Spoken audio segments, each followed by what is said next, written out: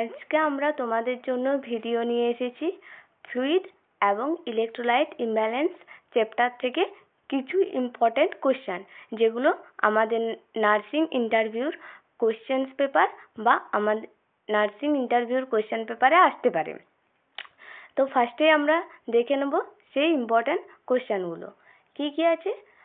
প্রথমে হচ্ছে যে most important cation in the extracellular fluid. Option A sodium, option B calcium, option C potassium, option D magnesium. তো এখানে correct answer option C, option A sodium.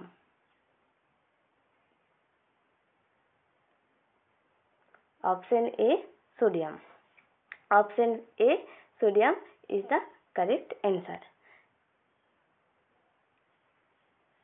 Next question की most important anion in the extracellular fluid. Option A chloride, option B bicarbonate, option C phosphate, option D magnesium. तो এখানে correct answer option A chloride. Option A is the correct answer. এখানে আমরা জেনে নেব যে আমাদের যে ইন্ট্রাসেলুলার ফ্লুইড আছে সেই ইন্ট্রাসেলুলার ফ্লুইডের মোস্ট ইম্পর্ট্যান্ট আমাদের কেটায়ন হচ্ছে পটাশিয়াম, আর মোস্ট ইম্পর্ট্যান্ট এনায়ন আমাদের phosphate.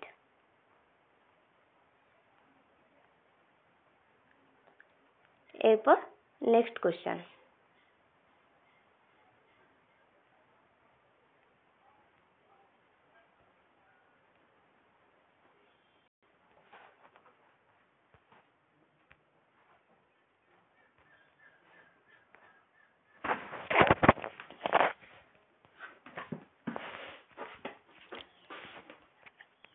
Next question, normal sodium value in the blood. Option A 125 to 135, option B 135 to 145, option C 145 to 155, option D 150 to 160. তো এখানে আমাদের correct answer option B 135 to 145 is the correct answer. যদি আমাদের 135-এর নিচে নেমে যায় তখন আমরা তাকে বলবো হাইপোন্যাট্রিমিয়া, আর যদি 145-এর উপরে উঠে যায় তখন আমরা তাকে বলবো হাইপারন্যাট্রিমিয়া।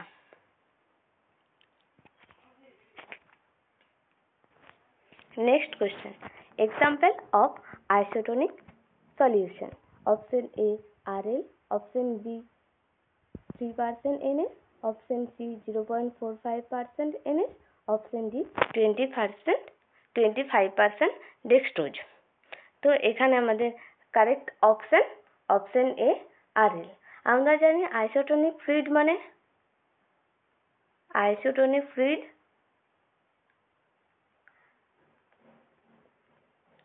মানে যেখানে আমাদের সলিউট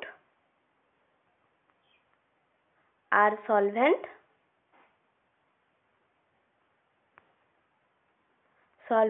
সমান অনুপাতে থাকছে, সেগুলোকে আমরা বলছি আইসোটোনিক ফ্লুইড।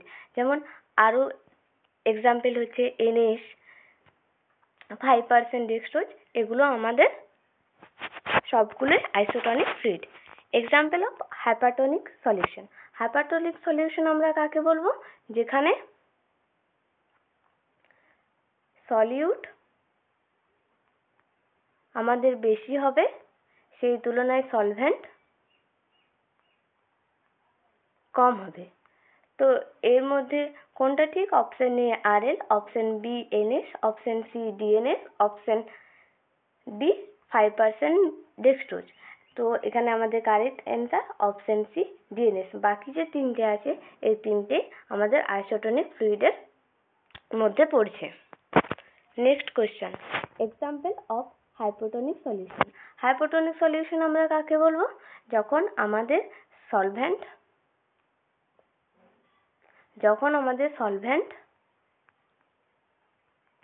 কম থাকবে, যখন আমাদের সলিউট কম থাকবে সলভেন্টের তুলনায়, সলভেন্ট আমাদের বেশি থাকবে, তখন আমরা তাকে বলছি hypotonic solution. Option A 0.5% NH, option B NH, option C RL, option D DNH। Correct option A 0.45% NH। Option B NH আর RL এই দুটোই আমাদের আসছে আইসোটনিকের মধ্যে, আর অপশন ডি আসছে হাইপারটনিক সলিউশনের মধ্যে। Next question, normal potassium level in the blood.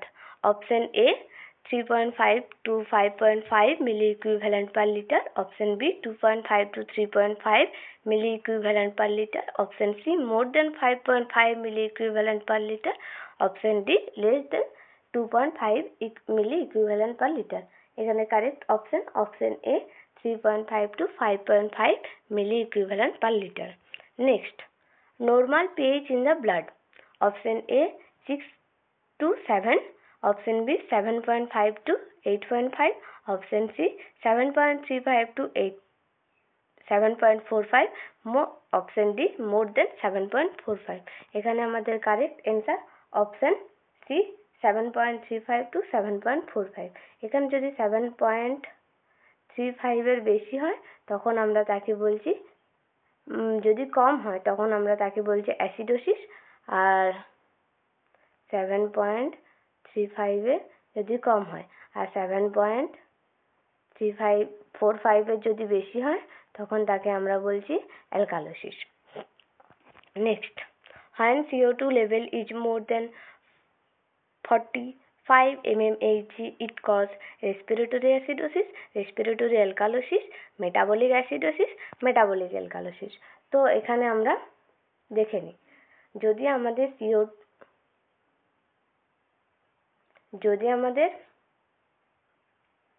CO2 level more then 45 mmHg বেশি থাকে তখন আমরা তাকে বলবো রেসপিরেটরি অ্যাসিডোসিস। যদি আমাদের CO2 লেভেল লেস দেন 35 এর নিচে থাকে তখন আমরা তাকে বলবো রেসপিরেটরি অ্যালকালোসিস। ঠিক আছে, তাহলে এখানে আমাদের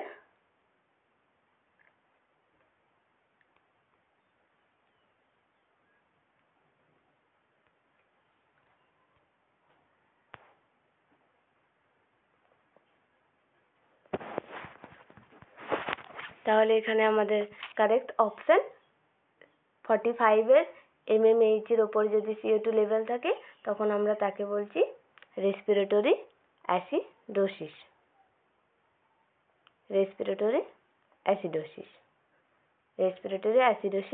এটাই হচ্ছে যে কারেক্ট অ্যান্সার।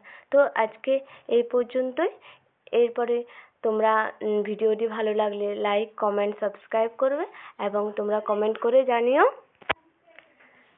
আর যদি তোমাদের ভিডিওটা ভালো লাগে তো কমেন্ট করে জানাবে, এবং পরের দিন তোমরা কোন টপিকের উপর কোশ্চেন অ্যান্সার পেতে চাইছো সেটাও কমেন্ট করে জানাবে। Thank you. এই পর্যন্ত।